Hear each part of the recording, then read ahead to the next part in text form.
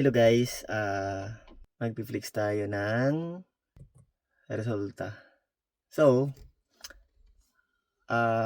hindi ko na 'to dapat i-flex kasi unang una, privacy nung tao 'no, at the same time, hindi siya mahilig sa ano kasi talaga, hindi siya mahilig sa social media. Pero humingi ako sa kanya ng permission 'no, kasi ayaw ko palagpasin yung pagkakataon na maraming ma-inspire sa naging journey niya dito gamit ang Immune Scalping Strategy 'no. So, by the way guys, itong taon na 'to guys, ano siya, nag-inquire siya last September 6. Okay, so para mas okay, mas malinaw yung conversation namin, papakita ko sa inyo. Okay? So, ito yung convo namin guys, no? Ha-hide ko na lang yung pangalan niya. Ito yung araw na nag-inquire siya. I've been trading and lost over 1 million already, and I read a lot and watch a lot too. I shift from different strat to another and try to mix them up and confuse with which to follow and which is most effective. So from there, di ba? So your post and amaze your followers learn from you. What do you coach?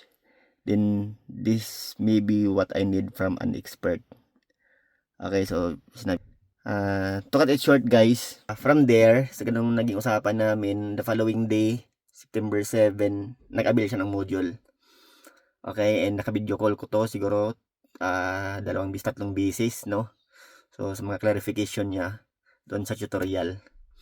And na-flex ko na 'to, through screenshot 'no ng mga trading history niya. So, ngayon papakita ko na lang sa inyo, yung mismong usapan namin kanina. So, kanina lang 'to, set up niya 'to kanina guys 'no, ayan na. Pakita ko sa inyo yung running profit niya na around $28,000. Okay, so nag-message siya sa akin, tapos sinare ko rin sa kanya yung setup niya, same kami ng setup 'no. Hayop mga index mo bro, yan talaga inaantay ko, gagamitin ko lagi yan. So ayan 'no, sabi niya dito, yes mate, tama ka dyan, and alam mo bang sa'yo ako natuto ng less technicals, di ba? So possible makarelate ka nito kasi bakit? Kapag nagsisimula ka, ang dami mong inaaral, di ba? Ang dami mong pinapanood sa YouTube, kaya ang ending, sa halip na makapag-build ka ng sarili mong strategy, ang nangyayari, nako-confuse ka na. Alright, so sabi ko sa kanya, nagpasalamat siya, sabi ko, well, you're welcome bro, pakitaan mo ko ng withdrawal minsan pag flex natin, saka kung pwede kita itag para sa future community mo. Yes bro, screenshot ko sa'yo. So dito sabi niya, okay bro, pwede ko naman hindi i-post ang tag mo sa wall ko, diba? Ayoko ng sukmid na pati earning nakapost. So very private tong tao na to guys. So, pero pwede kita bigyan ng screenshot October trades para di masyado hype ang profit. So mga 80k profit lang naman. Ayan guys, oh, trading history niya. Ayan. So naka-pro siya. Ayan guys, 83,000 yung profit. No? October lang to guys, hindi kasama yung September nito. And for sure mas malaki to kasi yung huling usap namin nasa yung $10,000 niya. Yung $10,000 na umabot na ng 100,000. Kulang-kulang 100,000. Eh ngayong araw na to naka $28,000 siya ngayong araw. So basically kung i-convert mo siya sa piso guys, 83,451 yung profit niya. So basically guys, nasa 4.9 million pesos. 4.9 million pesos sa loob ng 5 trading days. Alam ko kung makapanood ka sa video na to, iisipin nung hype na naman, di ba? Parang imposible naman yan. Pwede kumita ng ganyan ng 5 araw.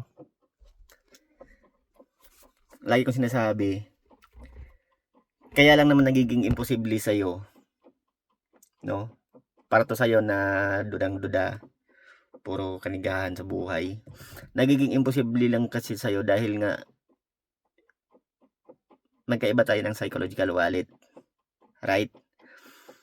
Pangalawa, nagiging imposible sa'yo kasi hindi ka pa kasi nakarating sa posisyon na ganito. Pangatlo, nagiging imposible sa'yo kasi magkaiba tayo ng level ng trading skills, mindset.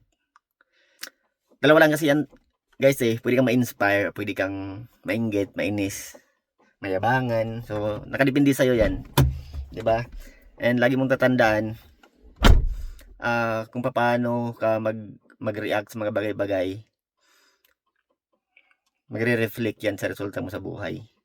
Okay, so for sure maraming nakarelate. Ako proud na proud ako sa taong to kasi nakita ko rin talaga yung ano niya, yung pangungulit niya sa akin sa araw-araw, no? Para lang makuha niya ng buo yung strategy natin. So basically, yung profit niya na yan, pang ano yan, pang build niya ng resort. No? So isipin mo ganong level yung mindsetting ng tao, no? Resort. Kasi meron siya mga businesses na dyan sa Quezon City, guys. So hindi ko na lang babanggitin. Pero literal na kumikita siya ng malaki. So bago siya nag-avail ng module, hindi ko na papahabain masyado, no? Ang gusto ko lang sabihin dito is kung nagsisimula ka at makakarelate ka sa istorya niya na natalo na milyon pa yung talo. So